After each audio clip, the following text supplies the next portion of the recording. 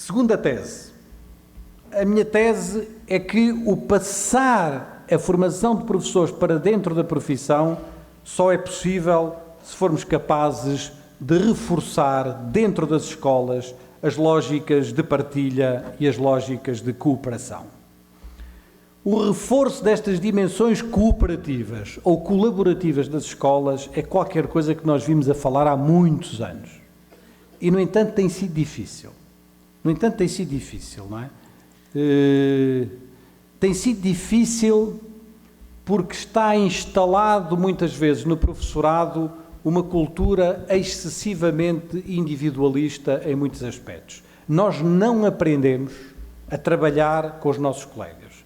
Não aprendemos nas escolas de formação, não aprendemos nas escolas normais. Temos uma matriz em que temos essa dificuldade. E reparem que teremos sido, nos últimos 30 anos, a única profissão que não fez uma grande evolução nessa dimensão. Há 30 anos atrás, a prática da medicina era uma prática muito individual. Hoje já não é. Acabou-se. Não há nenhum médico que trabalhe sozinho. Quer dizer, a prática dos grandes advogados era uma prática muito individual. Hoje acabou-se. É uma prática coletiva. A prática dos grandes arquitetos ou dos grandes engenheiros, não há nenhum arquiteto que imagine que pode fazer uma casa sozinho. Quer dizer, isto é, as coisas têm hoje uma dimensão coletiva que nós temos tido dificuldade em trazer para dentro da profissão. Chamemos-lhe cultura profissional coletiva, chamemos-lhe cooperação, redes de trabalho, equipas pedagógicas, comunidades de prática. Eu sei que cada um destes conceitos corresponde a correntes diferentes do ponto de vista teórico e a correntes diferentes do ponto de vista pedagógico. Não me interessa. Eu sou muito heterodoxo nisso. Tanto me faz. Não sou muito cuidadoso com a minudência da construção teórica de um determinado argumento. Eu quero é que estas coisas aconteçam, não é? E sobre isto, o que eu vos posso dizer, da minha própria experiência, é quase como na anedota, dar-vos duas notícias, não é? Uma má notícia e uma boa notícia, não é? A má notícia é que isto é muito difícil de fazer. É muito difícil, porque está inscrito numa matriz do professor um certo individualismo que tem aspectos positivos, aspectos de uma relação pedagógica com os alunos que passa por uma relação humana. Há uma dimensão aqui que é uma dimensão positiva deste individualismo, mas é muito difícil porque as escolas não estão organizadas para isso. É muito difícil porque, do ponto de vista institucional, não há um apelo a que isso se faça. É muito difícil até, e tão simplesmente, porque as nossas arquiteturas escolares, os nossos edifícios escolares não estão adaptados a isso. Os nossos edifícios escolares vivem de uma matriz que é uma matriz do final do século XIX. Desde o final do século XIX até hoje, pouco se inventou do ponto de vista da arquitetura escolar, não é? E vocês não imaginam o que foi a criatividade mobilizada no final do século XIX para inventar estas escolas que nós temos aqui hoje, não é? Foi preciso pôr arquitetos, foi preciso pôr médicos, foi preciso pôr utopistas, foi preciso pôr engenheiros a pensar em estas escolas que se tornaram em edifícios que nós temos vindo a reproduzir, enfim, com mais cor, menos cor, com mais modernos, menos modernos, mas mais ou menos nas mesmas configurações, e isso também dificulta a prática coletiva. Essa é a má notícia. A boa notícia é que em todo o mundo há muita gente a fazer esse trabalho e, sobretudo, quem começa a trabalhar coletivamente nunca mais volta atrás. É como se nós criássemos uma maneira de trabalhar e já não fôssemos capazes de recuar nela, não é? Como se ela passasse a fazer parte, enfim, para utilizar esse conceito do sociólogo francês, do Pierre Bourdieu, como ela ficasse a fazer parte do nosso habitus, não é? Da nossa maneira de ser professores, da nossa maneira de nos sentirmos como professores. Para aligeirar, deixem-me dizer-vos esta boa notícia, esta má notícia, em homenagem ao nosso colega Fernando Pessoa, não é? Aqui presente, não é? Deixem-me dizer-vos, citando o Fernando Pessoa, já agora, não é? Fica citado o Fernando Pessoa. O Fernando Pessoa, enfim, o grande poeta português, teve muitas dificuldades para viver.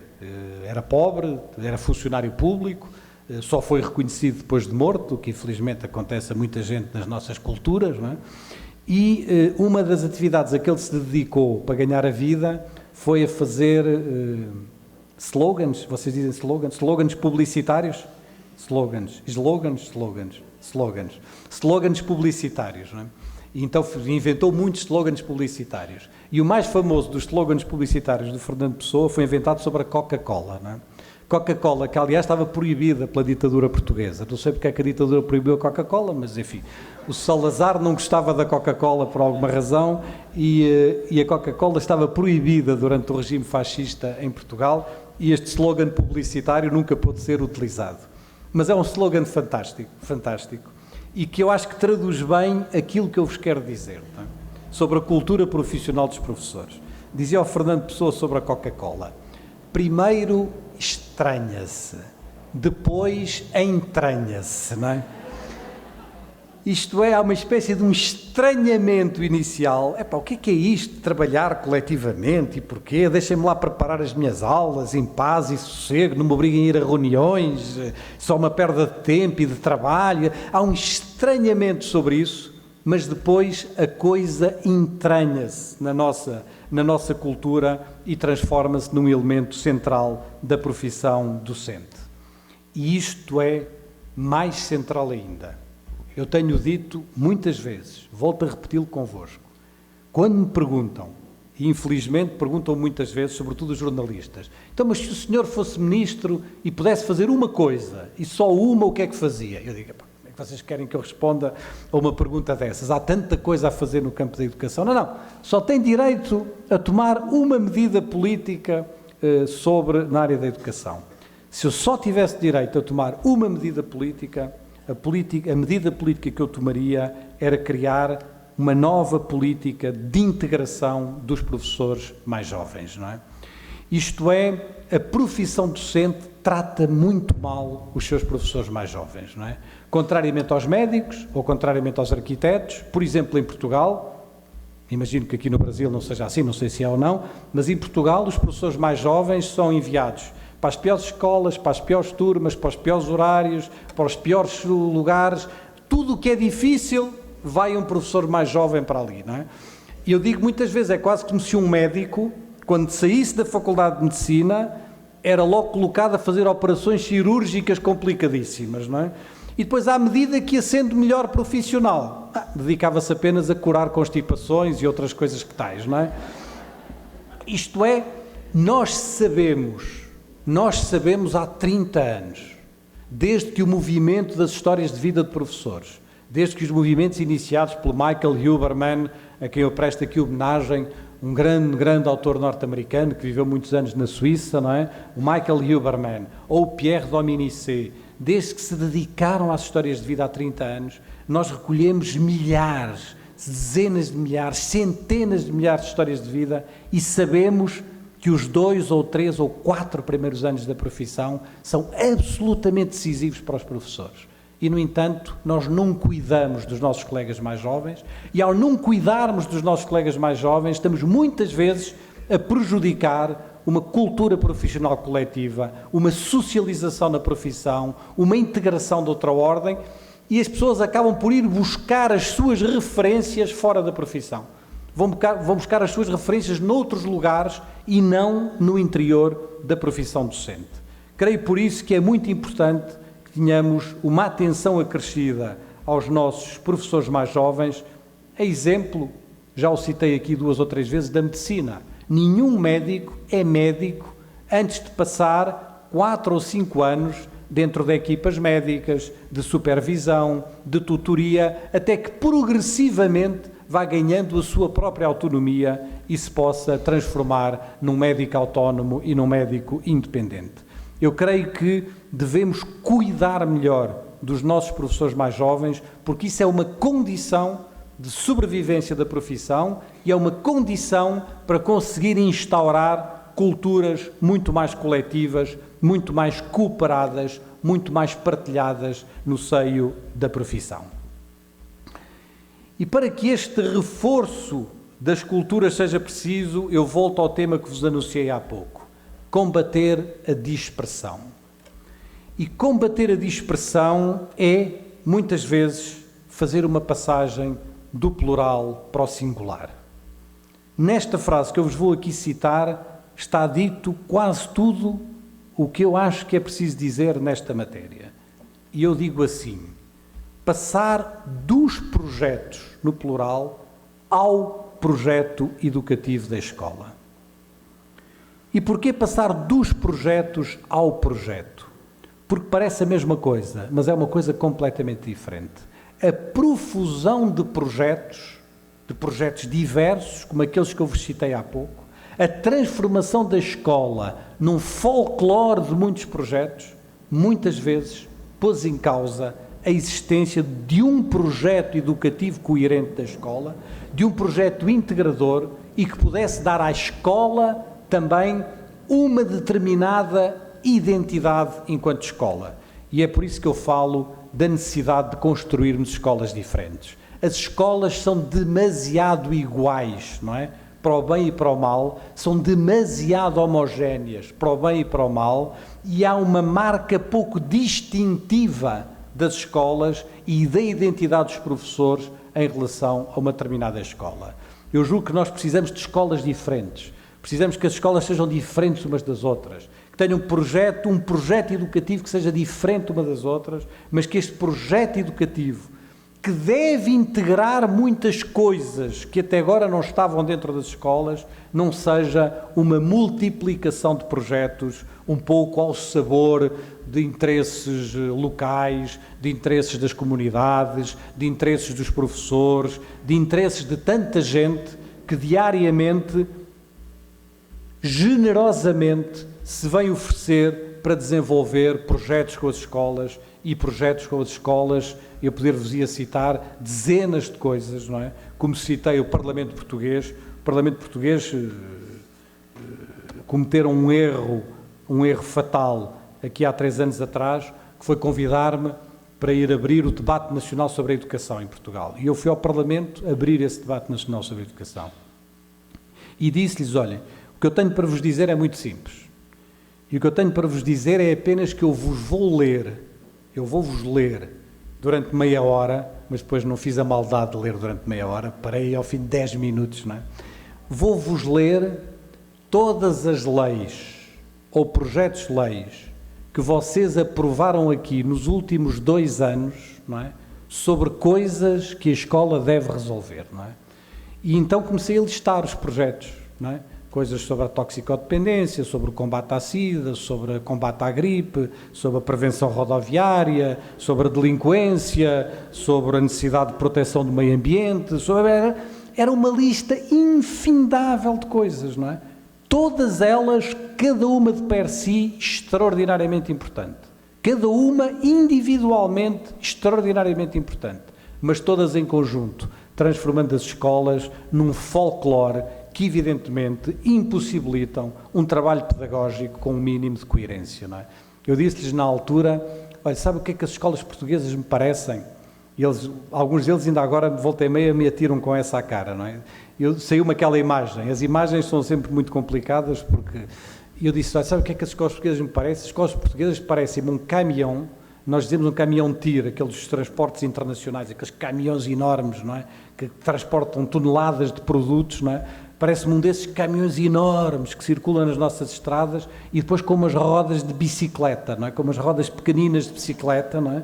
Porque não tem a capacidade para resolver tudo isto que se põe aos ombros das escolas. O Gabriel Comperré, o grande educador do final do século XIX, dizia ao Comperré assim: eu olho para as reformas do ensino, já no final do século XIX, e a sensação que eu tenho é que há uma matriz em todas as reformas do ensino do mundo. Ele tinha viajado pelo mundo todo, tinha ido aos Estados Unidos, tinha ido à Ásia, naquelas missões pedagógicas que se faziam, e dizia: só há uma coisa que eu vejo que é igual em todo o mundo nas reformas do ensino, é que todas as reformas do ensino, de um modo ou de outro, tendem a retirar dos ombros dos alunos e dos ombros dos professores as coisas que põem, dos ombros dos alunos e dos ombros das famílias, dos ombros dos alunos e dos ombros dos pais, as coisas que põem nos ombros dos professores, não é?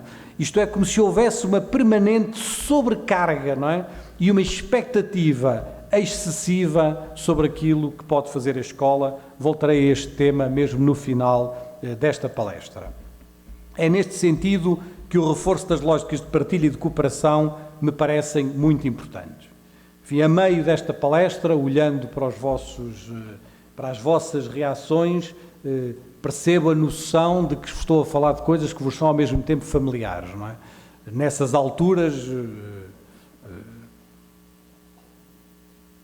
lembro-me sempre de uma história de um físico nuclear, do Cesilar. O Cesilar um dia chegou ao laboratório dele, o laboratório de física nuclear, e disse para o Ansbet: olha, Hans, hoje tomei uma decisão fantástica, decidi escrever um diário, todos os dias vou escrever o meu diário. E o Ansbet disse: bom, acho boa ideia, mas agora porque é que de repente te lembraste de escrever um diário todos os dias? A que propósito é que te veio isso à cabeça? E o Cesilar respondeu: olha, vou escrever um diário para que Deus fique a conhecer todos os factos, não é? E o Ansbet diz: bom, ok, eu acho que isso é uma boa ideia, uma intenção generosa, mas ouve lá, Deus é Deus. Deus é Deus e Deus já conhece todos os factos, não é preciso que tu escrevas um diário para ele ficar a conhecer todos os factos. E o Cesilar calmamente respondeu-lhe: não, eu sei muito bem que Deus já conhece todos os factos, mas Deus ainda não conhece a minha versão dos factos, não é? E, enfim, não vos quero comparar a Deus, não é? Mas estou apenas a dar-vos a minha versão dos factos, de factos que vocês conhecem tão bem ou melhor do que eu. E tudo isto só tem sentido no quadro do tal núcleo pedagógico de que eu vos falo, e esta é a parte mais difícil da minha intervenção. É mais difícil porque é mais a que se permite, a que permite mais facilmente a interpretações erradas, não é? Isto é, interpretações em que não é exatamente o que eu gostaria de dizer, e, portanto, é uma parte perigosa, é um argumentário perigoso, não é? E, o Maurice Roquelin, o psicopedagogo francês, o maior psicopedagogo francês dos anos 70, uma vez disse assim, e eu vejo muitas vezes, como eu me reconheço nesta definição dele, dizia e escreveu ele num texto: um pesquisador em educação é um senhor ou uma senhora que anda a correr atrás dos seus livros e das suas ideias, aos berros, alto lá, não era bem isso que eu queria dizer, não é? E eu muitas vezes me sinto assim, e esta é a terceira parte, é talvez a mais difícil desse ponto de vista, não é? Todos sabem, e portanto peço-vos compreensão se houver algum desvio interpretativo naquilo que eu vos vou dizer. Todos sabem que a crítica principal que se faz à pedagogia, e sobretudo às pessoas que falam essa linguagem pedagógica ou linguagem educativa, é que se foi instaurando na sociedade uma grande permissividade, uma grande falta de autoridade, e que os professores foram progressivamente permitindo que os alunos fizessem tudo o que queriam, não é? E que, no fundo, os pedagogos, de um modo geral, não são suficientemente autoritários na sua postura e têm um grande facilitismo perante, em particular perante as crianças e os seus devaneios. E quem assim diz, cita normalmente a célebre frase do Rousseau, enfim, o Rousseau, que é o primeiro dos educadores, o seu Emílio ou da educação, quando o Rousseau diz: a criança só deve fazer aquilo que quer, não é? E com base nesta citação, esta citação é-nos jogada à cara diariamente, não é? Lá estão estes pedagogos, não é? Que não permitem, que querem que a criança faça apenas aquilo que quer. Estranhamente, ou talvez não, ninguém leu a frase seguinte do Emílio, não é? Porque o Emílio é uma daquelas obras que está destinada a ser muito citada, mas quase ninguém leu, não é? Nunca, não é? E, portanto, é daquelas obras que nós achamos que lemos, achamos que conhecemos, só porque conhecemos uma ou duas frases e não nos damos ao trabalho de fazer a leitura do texto. Eu vou-vos dizer exatamente o que é que vem a seguir, e o que vem a seguir é um dilema pedagógico, é o maior dos dilemas pedagógicos e a maior das dificuldades. É uma frase que por si só mereceria toda uma tese de doutoramento, porque ela situa-se no coração de muitas das nossas dificuldades e de muitos dos nossos problemas, para sermos justos na nossa relação com os alunos. O Rousseau dizia assim: a criança só deve fazer aquilo que quer. Agora vejam bem o que vem a seguir, citado literalmente. mas deve querer apenas aquilo que vocês, professores, querem que ela queira, não é? A criança não deve dar um passo sem que vocês o tenham previsto. A criança não deve abrir a boca sem que vocês saibam o que ela vai dizer, não é? Isto é muito complicado do ponto de vista pedagógico, porque obviamente nos remete para os problemas da sedução, nos remete para os problemas da motivação, nos remete para os problemas do uso da autoridade e do uso da sedução, nos remete para o problema da conquista das crianças e da sua atenção, nos remete para o que os franceses chamariam le leurre pédagogique, não é? A armadilha pedagógica de esperarmos, como dizia o Rousseau na passagem seguinte, deixe que a criança pense ser sempre ela o mestre, quando na verdade são sempre vocês que o são, não é? Esta ideia de que deixem que ela pense que ela há de decidir, mas vocês têm que antecipar o vosso trabalho. É o grande debate pedagógico, é este debate pedagógico, não é o debate da autoridade. É um debate muito difícil e que tem que ser construído com muita dificuldade. Mas hoje o nosso dilema, e é sobre isso que eu vos quero chamar a atenção, talvez isso seja menos relevante num espaço escolar como este em que eu aqui estou hoje, mas é certamente muito relevante na maioria dos espaços escolares das nossas sociedades, é que nós conseguimos que todas as crianças estivessem na escola. Só que agora não sabemos o que é que havemos de fazer com estas crianças, não é? E batemos-nos durante 100 anos para ter as crianças nas escolas. Agora conseguimos. E de repente estamos desarmados perante muitas destas crianças. E é por isso que o nosso grande debate hoje já não é o debate da escola para todos, ainda que este é um debate que continua, mas é o debate de uma escola onde todos aprendem, não é? E o debate da aprendizagem é o debate central das sociedades do século XXI, não é? O debate da inclusão já não se faz apenas pela presença na escola, já não se faz apenas por essa batalha histórica contra o trabalho infantil, por essa batalha histórica contra muito do trabalho no campo, contra muito da economia, contra muitas famílias que não queriam que as crianças fossem às escolas. Essa guerra, em grande parte, é uma guerra que nós coletivamente ganhamos, mas temos agora uma outra guerra, que é a guerra de uma escola onde todos aprendem e onde a aprendizagem está no centro, no núcleo, no coração da profissão e no coração dos nossos esforços.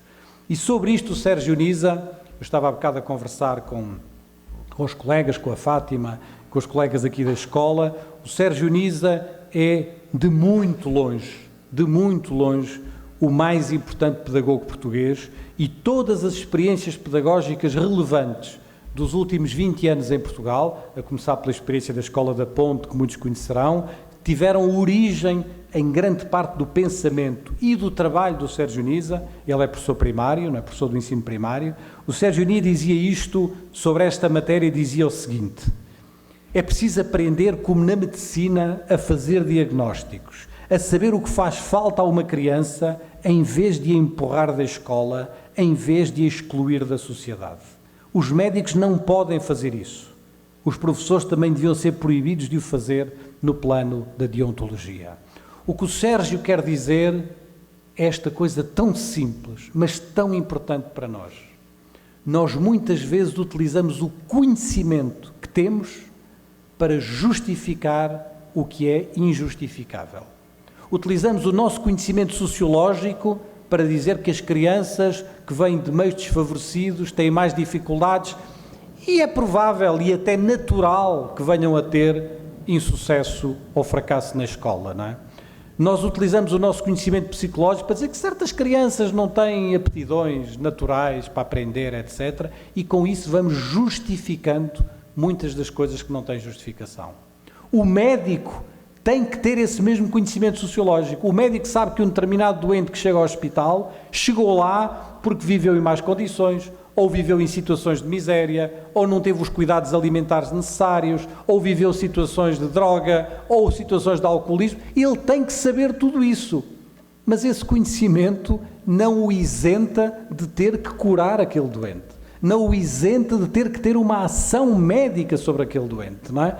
O conhecimento não lhe pode servir para justificar, de todas as formas, há tantos anos que anda a beber, já não há nada a fazer, a mulher é ir embora, não é? Quer dizer, todas as formas já não tem salvação e, portanto, ele que se vai embora. nós temos aqui um compromisso, que é um compromisso da aprendizagem com todos. E, sobretudo, eu sei que esse ponto não é talvez o ponto mais importante para uma escola como esta em que nos encontramos, mas acreditem, é o ponto mais importante para quase todas as escolas dos nossos países. A nossa competência deve estar essencialmente ao serviço dos alunos que não querem aprender, não é? Porque os alunos que querem aprender, aprendem. Não tem nenhum problema. Qualquer aluno que queira aprender, aprende, não é? Se não for num lado é no outro, se não for de uma maneira é de outra, não é? A nossa competência pedagógica serve, sobretudo, para estar ao serviço daqueles que não querem aprender. É isto que dignifica a nossa profissão e é sobre eles que nós devíamos centrar os nossos esforços e as nossas competências. E deixem-me partilhar convosco sobre esta matéria o que é, neste momento da minha vida, a mais brilhante definição de trabalho do professor ou de trabalho pedagógico. Um dos autores que eu revisito com alguma frequência é um filósofo francês, um senhor chamado Alain. Eu julgo que ele foi publicado aqui no Brasil com o seu nome próprio, porque Alain é um pseudónimo de Émile Chartier, e o Alain, que foi um filósofo notável, não é? E um pedagogo e um ensaísta social absolutamente notável, definiu uma vez pedagogia ou o trabalho do professor do seguinte modo, é uma definição que eu acho absolutamente notável.